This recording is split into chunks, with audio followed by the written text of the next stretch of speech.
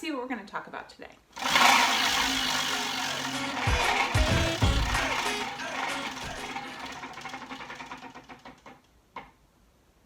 Okay, bathing the baby. Let's talk about bathing the baby today. Wow, bathing the baby has changed so much over the years. So here's my baby.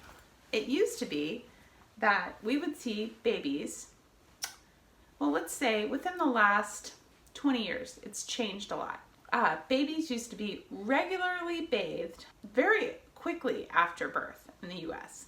I would say within the first 2 hours was probably pretty standard for most facilities where you were given birth within the last 20 years. And then we saw it kind of scale back a little bit. So it was, we realized the golden hour was so important. So holding babies skin to skin was so important that was delayed. The bath was delayed a little bit more and a little bit more. And sometimes it was even delayed until the next day. And now the research and what a lot of facilities are promoting is either bathing right before baby leaves or bathing or leaving bathing up to the parents when they go home. So research has shown that if hospitals will delay that first bath for babies, that actually babies' rate of exclusively breastfeeding goes up. So that's excellent news, and definitely really a change maker that is helping hospitals implement that policy of delaying the bath at least 12 hours, if not until after you go home.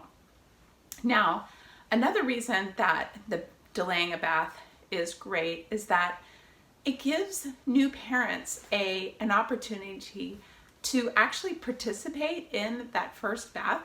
A first bath is sometimes, or oftentimes for people, a special moment that they would like to watch, to see, to maybe even learn from, to see how the nurse does the bathing is really helpful if you are having your baby bathed at the hospital.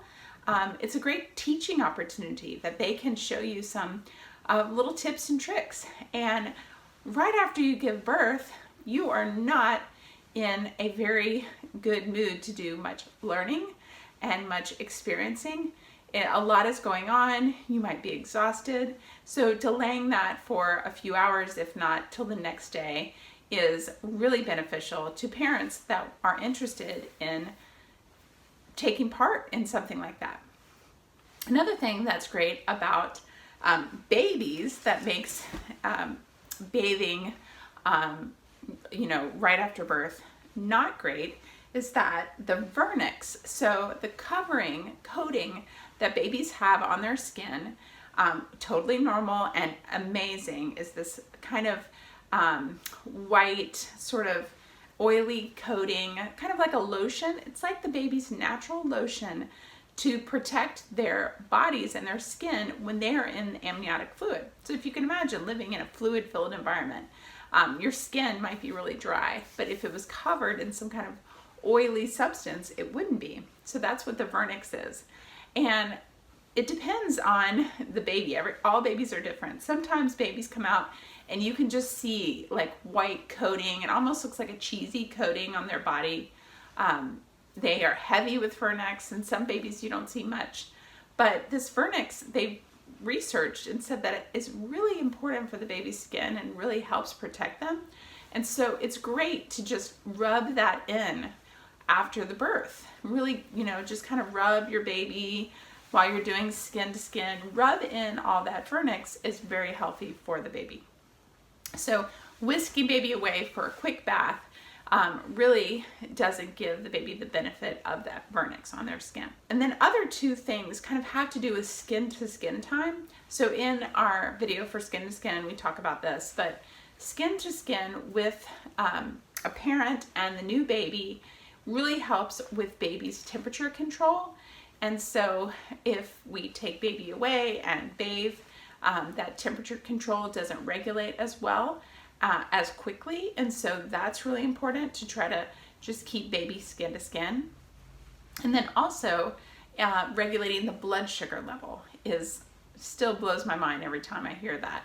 Is that just holding your baby skin to skin helps regulate the blood sugar level. And so if you take baby and give a bath earlier, that's separating parent and baby, and so it's not as effective. So bathing the baby has changed a lot over the years, but most facilities are doing at least a 12-hour delay of the bath. Now, if this is something that you would also like to do, just ask what your hospital policies are. If you go on a hospital tour, this is a great question for a hospital tour. What is your policy on bathing babies? Do I have an option to not bathe at all? So you should have the option to not even do a bath if that is something that you would like.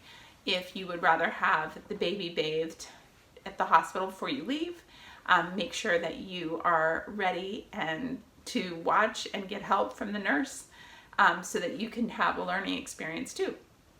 So I hope you found this video helpful, and give a like if you did, and leave a comment. I'd love to read comments from you guys, and meet me back again for another spin of the Big Wheel of Birth. Bye guys.